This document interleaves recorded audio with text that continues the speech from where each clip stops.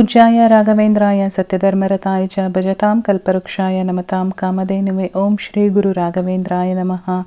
ಎಲ್ಲರಿಗೂ ನಮಸ್ಕಾರ. ರಾಯರ ಅನುಗ್ರಹ ಚಾನಲ್ಗೆ ಸ್ವಾಗತ. ಹಾಗೆ ಯಾರ್ಯಾರೆಲ್ಲ ರಾಯರು ಭಕ್ತರಿದ್ದೀರೋ ದಯವಿಟ್ಟು ಚಾನಲ್ನ ಸಬ್ಸ್ಕ್ರೈಬ್ ಮಾಡ್ಕೊಳ್ಳಿ, ಹಾಗೆ ವಿಡಿಯೋಗೊಂದು ಲೈಕ್ ಮಾಡಿ. ನಾಳೆ ಗುರುವಾರ ಆಗಿರೋದ್ರಿಂದ ಈ ವಿಡಿಯೋ ನಿಮಗೆ ತುಂಬ ಹೆಲ್ಪ್ ಆಗುತ್ತೆ ಅಂತ ಅಂದ್ಕೊತೀನಿ.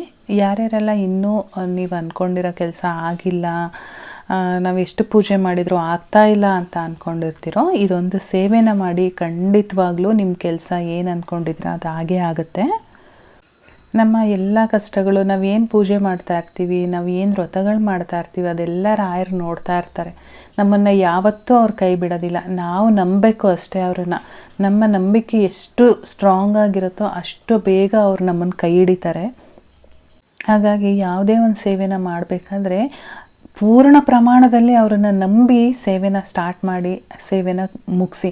ಆವಾಗ ನಿಮಗೂ ಕೂಡ ಒಂದು ಕೆಲಸ ಏನು ಅಂದ್ಕೊಂಡಿರ್ತೀರ ಆ ಕೆಲಸ ಖಂಡಿತವಾಗ್ಲೂ ಹಾಗೇ ಆಗುತ್ತೆ. ರಾಯರಿದ್ದಾರೆ, ಅವ್ರನ್ನ ನಂಬಿ, ರಾಯರ ನಂಬಿ ಕೆಟ್ಟವ್ರು ಯಾರೂ ಇಲ್ಲ, ಆಯಿತಾ? ಯಾಕೆ ಈ ಮಾತನ್ನು ಹೇಳಿದೆ ಅಂತ ಅಂದರೆ, ತುಂಬ ಜನ ಕಮೆಂಟ್ ಆಗ್ತಿರ್ತೀರ, ತುಂಬ ಸೇವೆ ಮಾಡ್ತಾಯಿದ್ದೀವಿ, ರಾಯರು ನಮಗೇನೂ ಅನುಗ್ರಹ ಮಾಡ್ತಾ ಇಲ್ಲ ಅಂತ ಹೇಳ್ತಿರ್ತೀರ. ಆ ಟೈಮ್ ಬರಬೇಕು, ನಮ್ಮ ಕರ್ಮಗಳು ಕಳಿಬೇಕು, ಆವಾಗ ರಾಯರು ನಮ್ಮನ್ನು ಕೈ ಹಿಡಿತಾರೆ. ಅಂದರೆ ನಾವು ಎಷ್ಟೊಂದು ಕರ್ಮಗಳು ಮಾಡ್ಕೊ ಬಂದಿರ್ತೀವಲ್ವ, ಆ ರಾಯರ ಸೇವೆಗಳ ಮುಖಾಂತರ ನಾವು ಕರ್ಮಗಳನ್ನ ಕಳ್ಕೊಂಡು ನಾವು ಒಂದು ಒಳ್ಳೆ ರೀತಿಯಾಗಿ ಜೀವನ ಮಾಡೋ ಥರ ಅವರು ಮಾಡ್ತಾರೆ. ಅದಕ್ಕೋಸ್ಕರ ರಾಯರ ಮೇಲೆ ನಂಬಿಕೆ ಇಟ್ಟು ಶ್ರದ್ಧೆಯಿಂದ ಅವರಿಗೆ ನಾನು ಇವತ್ತು ಹೇಳ್ತಾ ಇರ್ತಕ್ಕಂಥ ಒಂದು ಸಂಕಲ್ಪ ಸೇವೆನ ಮಾಡಿ ಖಂಡಿತವಾಗ್ಲೂ ನಿಮ್ಮ ಕೆಲಸಗಳಾಗುತ್ತೆ.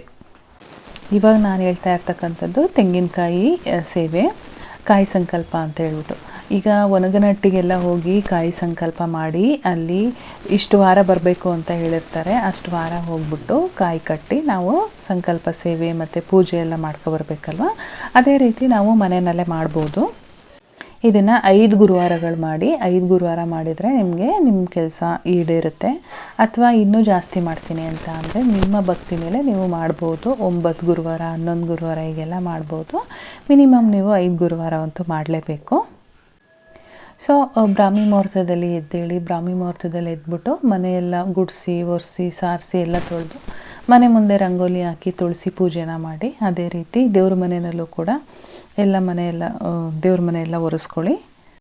ನೀವು ಕೂಡ ತಲೆ ಸ್ನಾನ ಮಾಡಿಕೊಂಡು ಶುದ್ಧವಾಗಿ ರಾಯರ ಫೋಟೋ ಅಥವಾ ವಿಗ್ರಹ ಇದ್ದರೆ ನೀವು ಯಾವ ರೀತಿ ಪೂಜೆ ಮಾಡ್ತೀರಾ ಆ ರೀತಿ ಪೂಜೆನ ಮಾಡ್ಕೊಳ್ಳಿ. ಈಗಾಗಲೇ ನಾನು ಹೇಳಿದ್ದೀನಿ ಯಾವ ರೀತಿ ಪೂಜೆ ಮಾಡಬೇಕು ಅಂತೇಳಿ.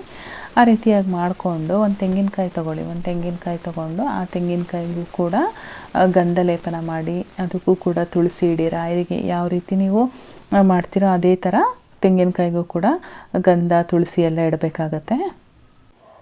ತೆಂಗಿನಕಾಯಿ ಇಟ್ಟಾದಮೇಲೆ, ತುಳಸಿ ಎಲ್ಲ ಇಟ್ಟಾದಮೇಲೆ ರಾಯರ ಮುಂದೆ 2 ಕೈಲೂ ಕೂಡ ಇಟ್ಕೊಂಡು ನಾನು ಈ ರೀತಿ ಕಾಯಿ ಸಂಕಲ್ಪ ಮಾಡ್ತಾಯಿದ್ದೀನಿ. ನನಗೆ ಈ ಥರದ ಕೆಲಸ ಆಗಬೇಕು, ನಾನು 5 ವಾರ ಮಾಡ್ತೀನಿ, ನನ್ನ ಈ ಸೇವೆನ ನೀವು ಸೇವೆ ಮಾಡಿಸ್ಕೊಂಡು ನನ್ನ ಹತ್ರ ಆ ಫಲನ ಕೊಡಿ, ನನಗೆ ಏನು ನಾನು ಕೆಲಸ ಆಗಬೇಕು ಅಂತ ಇದ್ದೀನಿ ಆ ಕೆಲಸ ನನಗೆ ಮಾಡಿಕೊಡಿ ಅಂತ ಹೇಳಿ ರಾಯರ ಹತ್ರ ಸಂಕಲ್ಪ ಮಾಡ್ಕೊಳ್ಳಿ. ಒಂದು ಪ್ಲೇಟ್ ತೊಗೊಳ್ಳಿ, ಸ್ಟೀಲ್ ಅಥವಾ ನಿಮ್ಮ ಹತ್ರ ಏನಾದರೂ ತಾಮ್ರದ್ದು ಹಿತ್ತಾಳೆದಿದ್ರೆ ಆ ಥರ ಒಂದು ಪ್ಲೇಟ್ ತೊಗೊಳ್ಳಿ. ಆ ಪ್ಲೇಟ್ ಮೇಲೆ ಕಾಯಿನ ಇಡಿ. ಕಾಯಿ ಯಾವ ರೀತಿ ಇಡಬೇಕು ಅಂತ ಅಂದರೆ, ಕಾಯ್ದು ಜುಟ್ಟಿರುತ್ತಲ್ವ ಅದು ಈ ಕಡೆ ನಮ್ಮ ಕಡೆಗೆ ಬರಬೇಕು. ಕಾಯಿ ಮುಂಭಾಗ ಏನಿರುತ್ತೆ ಅದು ರಾಯರ ಕಡೆಗೆ ಹೋಗಬೇಕು. ಆ ಥರ ಇಟ್ಬಿಟ್ಟು ರಾಯರ ಮುಂದೆ ಪೂಜೆ ಮಾಡಬೇಕಾಗತ್ತೆ. ರಾಯರಿಗೆ ತುಪ್ಪದ ದೀಪಗಳನ್ನ ಹಚ್ಚಿ, ಆ ತುಪ್ಪದ ದೀಪಗಳು ರಾಯರ ಕಡೆಗೆ ಮುಖವಾಗಿರಬೇಕು. ಅದೇ ರೀತಿ ರಾಯರಿಗೆ ಏನಾದರೂ ಒಂದು ನೈವೇದ್ಯ ಸೇವೆನೂ ಕೂಡ ಮಾಡಿ, ನೈವೇದ್ಯ ಮಾಡಿಟ್ಟು ಪೂಜೆ ಮಾಡಿ. ಇದೇ ಥರ 5 ಗುರುವಾರಗಳು ಕೂಡ. ಅಂದರೆ 5 ಗುರುವಾರನೂ ಕಾಯಿ ಚೇಂಜ್ ಮಾಡಬೇಕಾ ಅಂತ ಇದ್ದರೆ ಖಂಡಿತ ಇಲ್ಲ, ಚೇಂಜ್ ಏನು ಮಾಡೋಕ್ಕೆ ಹೋಗಬೇಡಿ. ಅದೇ ಕಾಯಿಗೆ ಏನು ತುಳಸಿ ಇಟ್ಟಿರ್ತೀರಲ್ವ ಅದನ್ನು ತೆಗೆದ್ಬಿಟ್ಟು ಬೇರೆ ತುಳಸಿ ಹೂನ ಇಟ್ಟು ಅದೇ ಕಾಯಿಗೆ ಪೂಜೆ ಮಾಡಿ. ನಂತರ 5 ಗುರುವಾರ ಆದಮೇಲೆ ಆ ಕಾಯಿನ ತೆಗೆದು ಆ ಕಾಯಲ್ಲಿ ಏನು ಕಾಯಿ ಇರುತ್ತಲ್ವ ಅದರಿಂದ ಏನಾದ್ರೂ ಸ್ವೀಟ್ ಮಾಡಿಬಿಟ್ಟು ಮನೆಯವ್ರಿಗೆಲ್ಲ ಹಂಚಿ, ಮನೆ ಮುಂದೆ ಗೋವು ಬಂದರೆ ಅಂದರೆ ಹಸುಗಳು ಬರ್ತಾಯಿದ್ರೆ ಹಸುಗೂ ಕೂಡ ತಿನ್ನಿಸಿ, ಮತ್ತು ಬೇರೆಯವ್ರಿಗೂ ಕೂಡ ಆ ಪ್ರಸಾದನ ಹಂಚಿ. ನೀವೇನು ಸ್ವೀಟ್ ಮಾಡಿರ್ತೀರ, ಪೊಂಗಲ ಅಥವಾ ನಿಮ್ಗೇನು ಬರುತ್ತೆ ಆ ಲಡ್ಡುನ ಏನೋ ಒಂದು ಮಾಡಿ ಎಲ್ಲರಿಗೂ ಹಂಚಿ ಆದಮೇಲೆ ನೀವು ಎಲ್ಲ ಮನೆ ಎಷ್ಟು ಜನ ಇದ್ದೀರಾ ಅಷ್ಟು ಜನನೂ ಕೂಡ ಆ ಪ್ರಸಾದನ ತಿನ್ನಿ. ಎಷ್ಟೊಂದು ಜನಕ್ಕೆ ಈ ಕಾಯಿ ಸಂಕಲ್ಪ ಮುಗಿಯೋ ಅಷ್ಟರಲ್ಲೇ ಅವ್ರ ಕೆಲಸ ನೆರವೇರಿದೆ. ಇನ್ನು ಕೆಲವು ಜನಕ್ಕೆ ಕಾಯಿ ಸಂಕಲ್ಪ ಪೂಜೆ ಆದಮೇಲೆ ಕೆಲಸಗಳಾಗಿದೆ. ಸ್ವಲ್ಪ ಟೈಮ್ ತಗೊಳುತ್ತೆ. ನಿಮ್ಮ ಕರ್ಮಗನ ಅನುಸಾರವಾಗಿ ಕೆಲಸಗಳು ನೆರವೇರ್ತಾ ಹೋಗುತ್ತೆ. ಸೊ ರಾಯರನ್ನು ನಂಬಿಕೆಯಿಂದ ಸೇವೆನ ಮಾಡಿ. ಈ ಸೇವೆ ಮಾಡೋದ್ರಿಂದ ಖಂಡಿತವಾಗ್ಲೂ ನಿಮ್ಮ ಎಲ್ಲ ಕಷ್ಟ ಪರಿಹಾರ ಆಗಿ ಎಲ್ಲ ನಿಮ್ಮ ಕೆಲಸಗಳು ನೆರವೇರುತ್ತೆ. ಸೊ ಇವತ್ತಿನ ವಿಡಿಯೋಗೆ ಒಂದು ಲೈಕ್ ಮಾಡಿ. ಯಾರ್ಯಾರೆಲ್ಲ ಇನ್ನೂ ತುಂಬ ಕಷ್ಟದಲ್ಲಿದ್ದೀವಿ, ನಮ್ಮ ಕೆಲಸಗಳು ಆಗ್ತಾ ಇಲ್ಲ ಅಂತ ಇರ್ತಾರೋ ಅಂಥವ್ರಿಗೆ ಈ ವಿಡಿಯೋನ ಶೇರ್ ಮಾಡಿ. ಇನ್ನು ಸಬ್ಸ್ಕ್ರೈಬ್ ಮಾಡ್ಕೊಂಡಿಲ್ಲ ಅಂತ ಅಂದರೆ ಚಾನಲ್ನ ಸಬ್ಸ್ಕ್ರೈಬ್ ಮಾಡ್ಕೊಳ್ಳಿ.